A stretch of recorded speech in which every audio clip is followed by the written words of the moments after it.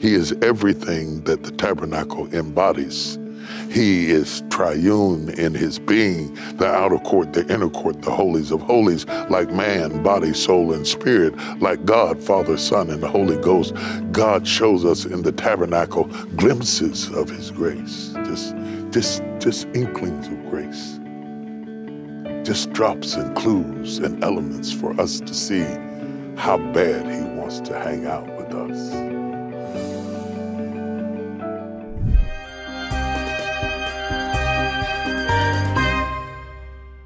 Imagine being in the wilderness, miles and miles of sand, hot, scorching hot sand beneath your feet, the blazing sun above your head.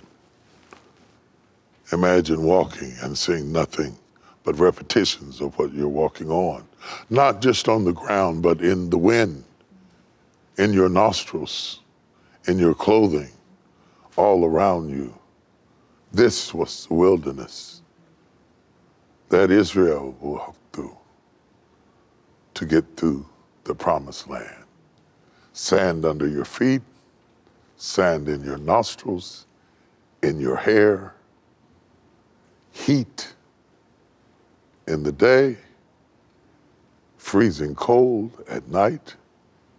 The only covering they had was the presence of God, and they had to stay up under it because he gave them heat in the night and shade by day. Thank you for the shade you gave me. Thank you for how you put a buffer between me and the things that I went through. And in the middle of the desert, with the 12 tribes of Israel, God decided to have a date with man. And he decided to have a date in a tabernacle. And the Hebrew word for tabernacle is ohel moed. It means a tent of meeting. It's a rendezvous place. It's a place where divinity courts humanity. It's a place where the celestial dates the terrestrial. It's a place where the divine touches the mundane. This was the tabernacle. It is God playing Etch-a-Sketch, drawing Jesus in the tabernacle. Because everything the tabernacle was in shadow, Jesus was in reality. He is the place where humanity and divinity cohabitate. He is the place where the celestial touches the terrestrial. He is everything that the tabernacle embodies. He is triune in his being, the outer court, the inner court, the holies of holies, like man, body, soul, and spirit, like God, Father, Son, and the Holy Ghost. God shows us in the tabernacle glimpses of his grace, just inklings of grace, just drops and clues and elements for us to see how bad he wants to hang out with us. He preps us for thousands of years because the tabernacle is a shadow of Jesus. And he's trying to get us ready for his entrance, because everything the tabernacle was in the wilderness, it was surrounded by the 12 tribes of Israel. And he was the one who sat in the midst of his people. And everything the tabernacle was in the wilderness, Christ was in reality. That's why when the baby was born, they called him Emmanuel. God tabernacled with us. He is the dweller amongst us, God.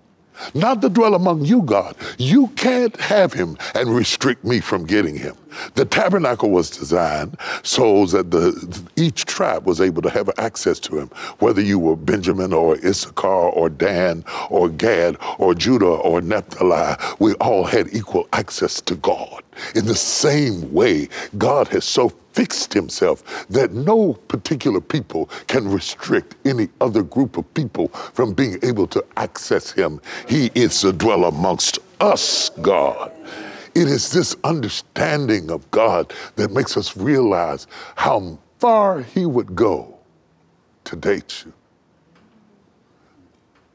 From glory to earth, from eternity to time, from celestial to terrestrial, the divine came upon Mary and said, let me borrow a tent of flesh so you can see me walk. So the voice of the Lord that walked through the cool of the garden in the book of Genesis didn't have a tent to wear, but the voice of the Lord that walked in Matthew, Mark, Luke, and John was dressed up in the tent of Mary's flesh. And he is the tabernacle because he is the dwell amongst us God. And he dwelt among us, and we beheld the wonder of his glory, the only begotten of the Father, full of grace and truth. And everywhere his feet trod, we had seen God. Philip said, show us the Father, and it sufficeth. And Jesus said, have I been so long time with you, and you still don't know that I and my Father are one? I am God dwelling amongst you, in the midst of you, in your camp, so I can hang out with you, so that you can get to know my daddy, so that you can see me, so that you can understand me. In fact, I am daddy loving you. God is loving you through me, touching you through me, healing you through me, coming to you through me. I am so much him that when they rip my flesh, the veil in the temple will rip, because we are one and the same. I am the holies of holies. I am the ark of the covenant. I am the table of shewbread. I am the altar of incense. I am the pot of manna. I am Aaron's rod that budded. I am the commandments fulfilled. I am wood enough to be human. I am gold enough to be divine.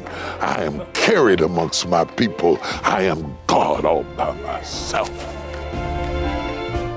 At TBN, our mission is to use every available means to reach as many individuals and families as possible with the life-changing gospel of Jesus Christ. Thank you for helping make the gospel of grace go around the world. Without you, we couldn't do it. God bless you.